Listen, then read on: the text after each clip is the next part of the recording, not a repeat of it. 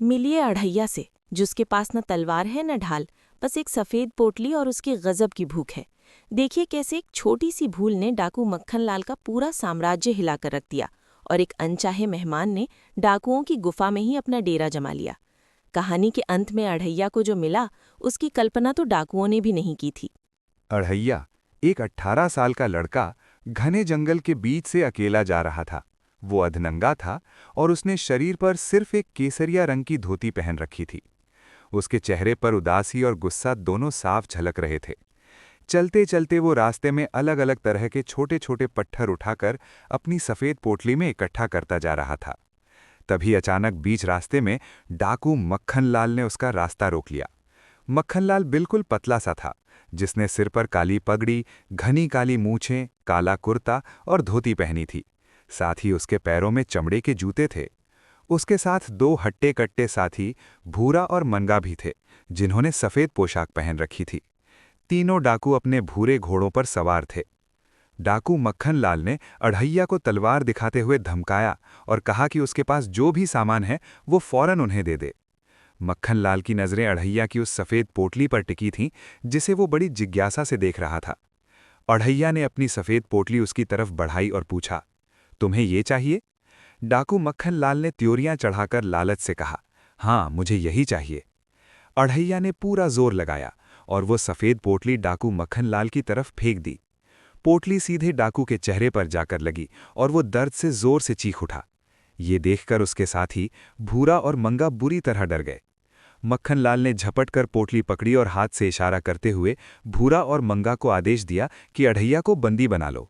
दोनों घोड़े से उतरे और अढ़ैया को पकड़कर घोड़े पर पेट के बल लिटाया और रस्सियों से बांध दिया। फिर वे सब वहां से चले गए। अब अढ़ैया एक गुफा के अंदर बैठा था। उसके हाथ पांव बंधे हुए थे। वो गुस्से से मक्खनलाल, भूरा और मंगा को देख रहा था। मक्खनलाल ने उंगली से इशारा करते हुए कहा, अब से तुम मेरे सेवक हो और तुम्हें जीवन भर हमारी सेवा करनी होगी। मक्खनलाल मन ही मन बहुत खुश था कि उसे मुफ्त का नौकर मिल गया है। उसने चुटकी बजाई तो भूरा ने दौड़कर अढ़ैया के बंधन खोल दिए। मक्खनलाल ने फिर चुटकी बजाई तो मंगा भागकर दो भूरी पोटलियां ले आया और अढ़ैया की तरफ कर दी। डाकू मक्खनलाल ने अढ़ैया को खाना बनाने का हुक्म दिया। अढ़ैया उठा और दूसरी तरफ गया, जहां एक छोटी भट्टी और बर्तन रखे थे। अढ़ैया ने मिट्टी की कढ़ाई भट्टी पर रखी और खाना पकाने लगा। थोड़ी देर बाद जब तीनों डाकू खाना मांगने आए तो अढ़ैया ने एक जोरदार डकार ली और अपने नंगे पेट पर हाथ फेरने लगा। खाली कढ़ाई देखकर तीनों के होश उड़ गए। अढ़ैया ने बड़े मजे से कहा, खाना बहुत स्वादिष्ट था। मक्खनलाल गुस्से में दहाड़ने लगा, क्योंकि अढ़ैया सारा खाना अकेले खा गया था। लेकिन अढ़ैया तो तुरंत गहरी नींद में सो गया। तीनों ने उसे उठाने, मारने और खींचने की बहुत कोशिश की, पर अढ़ैया ठस से मस नहीं हुआ। हार कर तीनों डाकू जंगल में भागे और एक केले के पेड़ के नीचे बैठकर केले खाने लगे। गुस्से से उनके चेहरे लाल थे। सूर्यास्त होते ही अढ़ैया ने अपनी आंखें मस लीं। वहां कोई नहीं था। तभी तीनों डाकू वापस आए और अढ़ैया पर चिल्लाते हुए कहा कि अब वो रात के खाने की व्यवस्था खुद करेगा। मक्खनलाल ने भूरा और मंगा को उस पर नजर रखने को कहा, ताकि वो फिर से सारा खाना न खा जाए। जब अढ़ैया को राशन नहीं मिला तो उसने मक्खनलाल से राशन खरीद कर लाने को कहा। ये सुनकर तीनों डाकू जोर जोर से हंसने लगे। मक्खनलाल ने गर्व से बताया कि वे सामान खरीदते नहीं बल्कि चोरी करते हैं, और उसने अढ़ैया को भी चोरी करके लाने का आदेश दिया। अढ़ैया अपनी सफ़ेद पोटली लेकर चिढ़ता हुआ गांव के बाजार पहुंचा। वहां लोग बांस की कटोरियों में सामान बेच रहे थे। अढ़ैया ने जैसे तैसे कुछ सामान चुराया, हालांकि उसे अच्छा नहीं लग रहा था। वापसी में वो जंगल का रास्ता भूल गया।